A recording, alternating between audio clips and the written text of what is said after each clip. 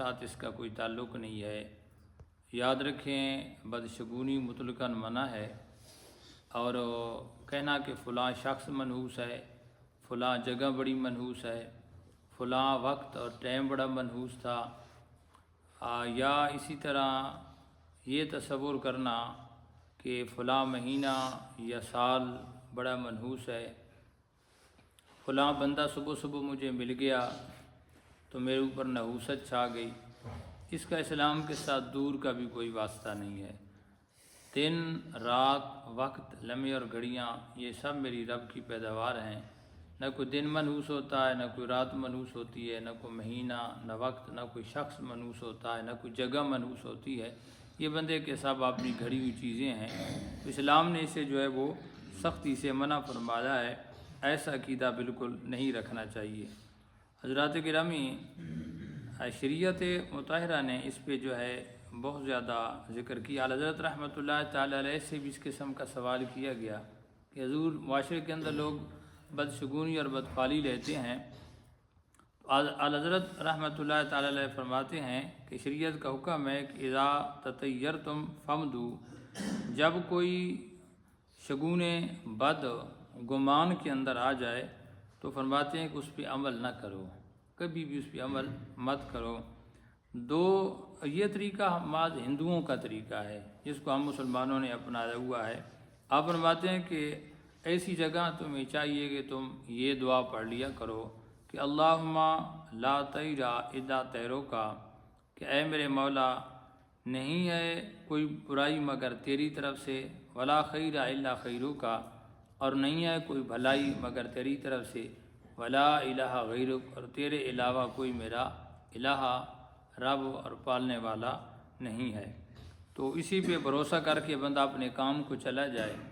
بعض کا تو لوگ جاتے ہیں، راستے میں کوئی بندہ مل گیا، بس اب میرا کام نہیں ہونا، لوگ پلٹ آتے ہیں کہ فلاں سے ملاقات ہو گئی، فلاں بندہ مل گیا، میرا کام نہیں ہونا، فلاں نے مجھے کام کے اندر روک دیا، اب میرا کام نہیں ہوگا، فلاں نے میرے کام کے اندر نقص نکالا، میرا اب کام ہوگا نہیں، اس نے جی ٹانگ اڑا دی ہے۔ ایک بہت بڑی بدشگونی ہے، پہلا گاہک دکان پہ آیا، سودا لیے بغیر چلا گیا، وہ دکاندار پریشان، بس سارا دن میرا ایسے ہی گزر جائے گا۔ اسلام کے اندر اس کے دور کا بھی کوئی واسطہ نہیں ہے۔ اور کسی کو، اور یاد رکھیں کہ کسی بندہ آیا ملا، آپ نے کہا یہ بڑا منحوس ہے، یہ بہت بڑا گناہ ہے، یہ اتنا سخت گناہ ہے کہ آپ سوچ بھی نہیں سکتے کہ کسی کا آپ دل دکھا رہے ہیں اور کسی کی دل آزاری کرنا، اس پہ تہمت دھر رہے ہیں، اور کسی کی دل آزاری کرنا یا تہمت اس پہ دھرنا یہ سخت گناہ ہے۔ میرے آقا علیہ السلام کی حدیث ہے، سرکار نے فرمایا کہ من اذا مسلما فقد اذانی ومن اذانی فقد اذلہ، جس نے کسی مسلمان کو اذیت دی اس نے مجھے اذیت دی، اور جس نے مجھے اذیت دی اس نے اللہ کو اذیت دی۔ اور قرآن کریم کے اندر بھی اللہ تعالیٰ فرماتا ہے سورۃ الاحزاب کی آیت نمبر 57 کے اندر، پارہ 22 ہے کہ ان الذین یؤذون اللہ ورسولہ، کہ بے شک جو لوگ اللہ اور اس کے رسول کو اذیت دیتے ہیں، لعنہم اللہ فی الدنیا والآخرہ، دنیا اور آخرت کے اندر ان کے اوپر لعنت ہوتی ہے، اور وعد لہم عذابا مہینا، اللہ فرماتا ہے کہ ان کے اوپر دردناک عذاب ہوگا۔ تو یہ اذیت دینا ہے بندے کو، اور اذیت دینے کی جملے کتنے اللہ کے قرآن نے سخت الفاظ استعمال کیے ہیں۔ بدشگونی، اور یاد رکھ اس کی دو قسمیں، ایک ہوتی ہے بدشگونی اور ایک ہوتا ہے اچھا شگون لینا۔ بدشگونی تو بالکل آپ نے لینی نہیں ہے، جیسے میں نے دو چار چیزیں ذکر کی ہیں، آخرت کے اندر بھی میں چند بدشگونیاں کا ذکر کروں گا۔ اچھا شگون لینا جائز ہے، فلاں جی عالم صاحب مل گئے، قاری صاحب مل گئے، میرا الحمدللہ کام ہو جائے گا، فلاں بندے کی نے میں نے جملہ سنا، قرآن کی آیت سن لی، اللہ کے نبی کا فرمان سنا، کوئی اچھی بات سن لی ہے، تو اس طرح کا سن کر دلیل پکڑنا کہ یہ میرا اچھا کام ہے، ہو جائے گا، یہ تو بالکل جائز ہے۔ مثال کے طور پر آپ جا رہے ہیں، کسی نے پکارا یا رشید ہو، اس کا معنی اے ہدایت یافتہ، یا کسی نے کسی کو پکارا یا سعید ہے سعادت مند، تو آپ نے اسے اچھا گمان کیا اور کہ کامیابی ہوگی، کسی بزرگ کی زیارت ہو گئی اور آپ نے اچھا گمان لیا، یہ جائز ہے کہ اب انشاءاللہ تعالی میرا کام ہو جائے گا۔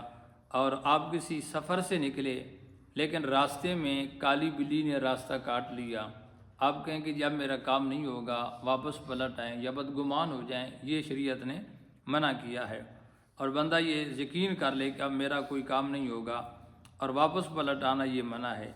تو بدشگونی بھی، جس کو بدفالی بھی کہا جاتا ہے، جبکہ عربی کے اندر اس کو طائرون بھی کہتے ہیں، تیرون بھی کہا جاتا ہے اور تیجارتن بھی کہا جاتا ہے۔ طائر کہتے ہیں پرندہ کو، بدشگونی کو عربی کے اندر طائر کہتے ہیں، اور 2-3 اور بھی الفاظ ہیں۔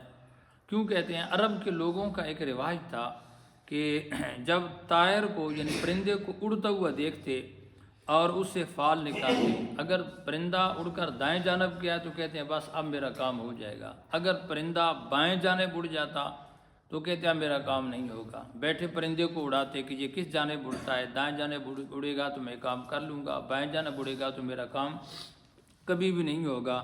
کوے کی کائیں کائیں سے وہ بدشگونی لیا کرتے تھے کہ اس کی آوازیں آ رہی ہیں، اب تو میرا کام ہونا ہی نہیں ہے۔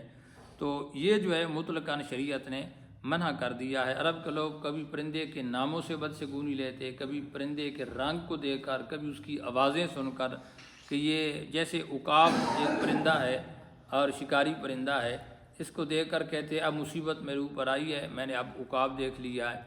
اسی طرح کوے کو دیکھ کر کہتے میں نے کوے کو دیکھا تو مجھے سفر پہ جانا پڑے گا۔ ہدہد نامی ایک پرندہ ہے، اسے ہدایت کی فال نکالتے کہ یہ اچھا پرندہ ہے، میرے لیے بہتر ہوگا۔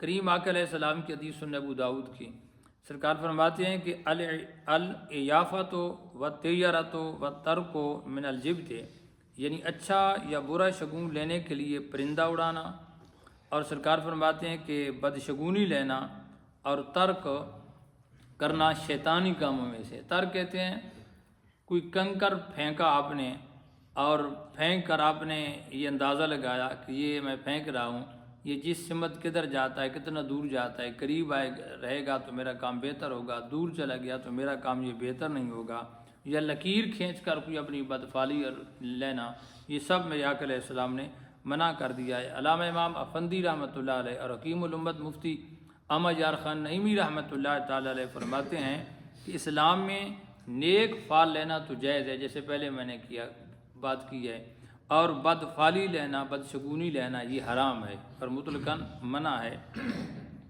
اور اس کا اعتقاد رکھنا کہ یہ میں نے جو بدشگونی لی ہے یہ میرا کام نہیں ہوگا، اس پہ مکمل یقین اور اعتماد رکھنے والا جو بندہ ہوتا ہے وہ گناہ گار ہوتا ہے۔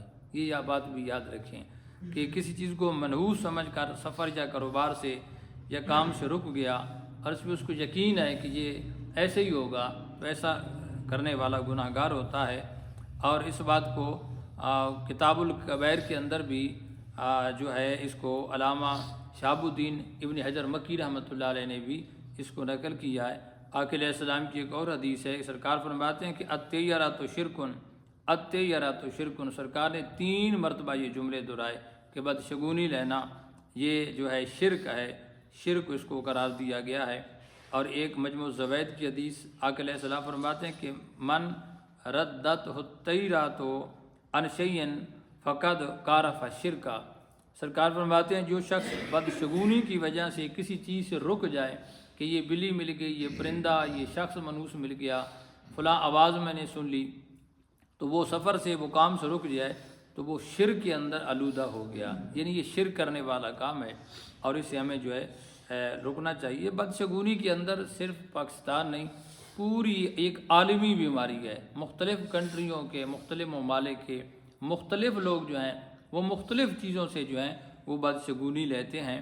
چند ایک میں بیان کیے دیتا ہوں، آپ نے ان کو توجہ سے سننا ہے اور دل میں جگہ دینی ہے، اور آگے معاشرے کی اصلاح بھی آپ نے کرنی ہے۔ کبھی کسی اندھے کو دیکھ لیا، لنگڑے کو دیکھا، ایک آنکھ والے کو دیکھ لیا، کسی معذور کو دیکھ کر یا کسی خاص پرندے یا جانور کو دیکھ کر یا اس کی آواز سن کر بدشگونی کا شکار ہو جانا یہ منع ہے۔ اسی طرح کوئی کام کرنے کے ارادے سے نکلا، کسی نے اس کام کے اندر نقص ڈالا یا روک دیا اور کہے کہ اب میرا کام نہیں ہوگا، کس نے ٹانگ اڑا دی ہے، ایسا بھی منع کیا گیا ہے۔ کبھی کوئی مہمان رخصتی کے بعد گھر میں جھاڑو دینے کو منحوس قرار دیا جاتا ہے، یہ بھی بدشگونی ہے، منع ہے۔ اگر جوتا اتارتے ہوئے جوتے پہ جوتا آ جائے تو بدشگونی لے لیتے ہیں کہ اب یہ بہت بڑی کوئی مصیبت ہمارے اوپر آ جائے گی۔ سیدھی آنکھ پھڑکنے لگ جائے یا بائیں آنکھ پھڑکے تو لوگ کہتے ہیں اب کوئی مصیبت آنے والی ہے، حالانکہ اس کا کوئی تعلق شریعت کے ساتھ نہیں ہے۔ اب عید جمعہ کے دن آ جائے تو کہتے ہیں بھی اب عید جمعے پہ آ گئی ہے، یہ بادشاہ پہ بڑی بھاری ہوتی ہے، حالانکہ عید جمعہ سرکار نے اس کو عید کا دن قرار دیا۔ تو جب دو عیدیں اکٹھی ہو جائیں تو یہ کوئی الجبرے کا وہ سوال تو ہے نہیں کہ وہ منفی ذرا منفی دینے سے جو ہے وہ کیا نکل آتا ہے۔ ایک برکت کے اندر برکت کا آ جانا وہ بے برکتی نہیں بنتی بلکہ برکت میں اضافہ ہو جاتا ہے۔ تو یہ عیدوں کا جمعے کے دن آ جانا یہ کسی قسم کی بادشاہ یا حکومت پہ بھاری نہیں ہوتی۔ بلی کے رونے کی آواز آئے، کتے کی آوازیں آئیں رونے کی تو اس کو بدشگونی لے لیتے ہیں کہ اب یہ ہوگا وہ ہوگا، اس کا کوئی شریعت کے ساتھ تعلق نہیں ہے۔ مرغہ دن کے وقت اذان دے تو بدفالی نکالتے ہیں، اب کی مصیبت آنے والی، بلکہ لوگ تو اس کو ذبح کر ڈالتے ہیں۔ یہ اس کی آواز ہے وہ نکال رہا ہے، کس کتاب میں لکھا ہوا ہے کہ مرغہ رات کو بولے اور دن کو آواز آپ نہیں نکال سکتا؟ مرغی نے کوئی آواز نکال لی تو لوگ اس کو ذبح کر ڈالتے ہیں۔ اچھی بات ہے، کھا پی لیتے ہیں اسی بہانے سے، تو ورک بھی عقیدہ نہیں رکھنا چاہیے۔ اچھا، پہلا گاہک سودا لیا بغیر چلا گیا تو بدشگونی لے لیتے ہیں۔ نئی نویلی دلہن گھر کے اندر آ گئی اور ابھی نئی شادی ہوئی ہے، کوئی خاندان کا بندہ فوت جو کیسے یہ منحوس عورت تھی۔ اور ایک اور بڑی بیماری، جس عورت کے ہاں بچیاں پیدا ہوں تو اس کی ساس، اس کے گھر والے، اس کی نند وغیرہ تانے دیتی ہیں، تو بڑی منحوس ہے، تیرے ہاں تو بچہ ہو بھی نہیں رہا، وہی بچہ اس نے جیبے سے نکالنا ہے۔ یہ کس کتاب میں یا کس شریعت کے اندر لکھا ہوا ہے کہ بندے کے چاہنے سے ہی وہ چاہے عورت تو بچا جاتا ہے، اگر چاہے تو وہ اللہ تعالیٰ اسے بچی دیتا ہے؟ یہ تو رب کے اختیار کے اندر ہے۔ ایسے تانے مارنا یہ گناہ کا کام ہے۔ حاملہ عورت کو میت کے قریب نہیں آنے دیتے۔ جوانی کے اندر بیوہ ہو جائے تو کہ یہ بڑی منحوس تھی، اس کی جوانی کے اندر اس کا خامند فوت ہو گیا ہے۔ خالی برتن آپس میں ٹکرانے پہ بدشگونی لیتے ہیں۔ بادلوں کے اندر کڑک کی آواز ہے تو بدشگونی لی جاتی ہے، اور کہتے ہیں کہ پہلا جو بچہ ہے، اگر پہلا پلوٹھا جس کو کہتے ہیں، یہ باہر نکلے گا تو بادل کڑک رہے ہیں تو ضرور اس کے اوپر بجلی گر پڑے گی، ایسی ہر کوئی بات نہیں ہے۔ تو دودھ پیتے بچے کے بالوں میں کنگھی دینے سے منع کرتے ہیں، کس کے جی الٹا دانت نکلے۔ یہ مختلف علاقوں کے مختلف چیزیں ذکر کی جا رہی ہیں۔ چھوٹے بچے کی کسی ٹانگ کے نیچے سے گزر جائے نا تو کہتے ہیں بس یہ فلاں بندے کی ٹانگ سے چھوٹا بچہ نیچے گزر گیا، اس کا قد بڑا ہونا ہی نہیں ہے، جبکہ ایسی کوئی بات نہیں ہے۔ بچہ سویا ہوا تھا، کوئی اس کے اوپر سے پھلانگ کر گزر جائے تو کہتے ہیں بچے کا قد اب چھوٹا ہی رہے گا، اس کا بھی کوئی طریقہ شریعت کے ساتھ تعلق نہیں ہے۔ رات کو آئینہ شیشہ دیکھنے سے لوگ منع کرتے ہیں۔ انگلیاں چٹکانے سے نحوست، اس بات کو اب سمجھیں، نماز کے اندر انگلیاں چٹکانا مکروہ تحریمی ہے، سخت گناہ ہے۔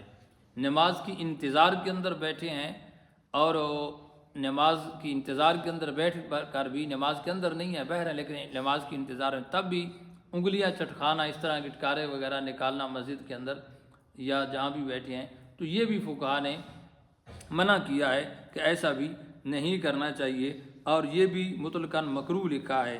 نماز کے باہر آئیں اور نماز کی حاجت کے بغیر نماز کے باہر بیٹھے ہیں تو پھر مکروہ تنزیہ ہے، لیکن اگر نماز کے اندر نہیں ہے، نماز کے باہر بھی نہیں ہے، وہیں کسی جگہ پہ آپ آئیں اور آپ کے انگلیوں کو تکلیف وغیرہ اس کو آرام پہنچانے کے لیے آپ اس کے ذریعے نکالتے ہیں تو وہ علماء نے مستحب لکھا ہے کہ بندہ گناہ گار نہیں ہوتا، بہتر ہے اسے اوائڈ کرنا چاہیے۔ گرہن لگ جائے تو کہتے ہیں کہ عورت باہر نہ نکلے، اب اس کا عمل ہے تو عمل گر جائے گا، یہ بات بھی ہے۔ چھوٹا بچہ کے کپڑے دھو کر نچوڑنے سے منع کرتے ہیں کہ چھوٹے بچہ جو دودھ پیتا ہے اس کے کپڑے دھونے سے نچوڑے نہیں، اس کے جسم میں درد شروع ہو جائے گا، اس کا بھی شریعت کے ساتھ کوئی تعلق نہیں ہے۔